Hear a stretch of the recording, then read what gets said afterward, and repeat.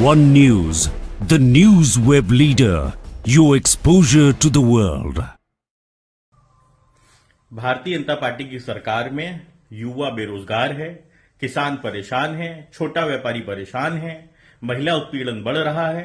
अब ऐसी स्थिति में सरकार से हम क्या मांगे? भाई, उत्तर प्रदेश की सरकार का ये दूसरे कार्यकाल का दूसरा बजट है और हम सरकार से अगर उम्मीद नहीं कर पा रहे हैं तो इससे ज्यादा दुखद क्या हो सकता है?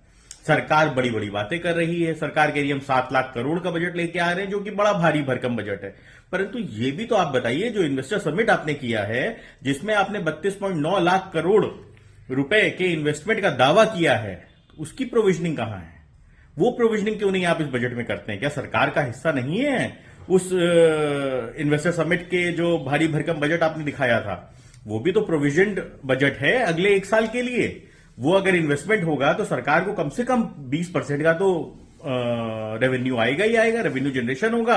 तो उसकी प्रोविजनिंग आपने क्यों नहीं की? आप एक एडिशनल प्रोविजनिंग कर देते बजट के साथ साथ कि ये तो बजट का प्रोविजनिंग हो गई जो हम उत्तर प्रदेश से रेवेन्यू जनरेट करेंगे, और इसके अलावा जो इन्वेस्टर समिट के अंदर 32.9 लाख करोड़ रुपए का इन्वेस्टमेंट के एमओयू साइन किए हैं, उसके लिए आप एक अलग से बजट की प्रोविजनिंग कर सकते थे कि अगर ये पैसा आता है तो हम जनता को ये दिखाएंगे कि उत्तर प्रदेश का विकास कैसे होगा, किस गति से होगा।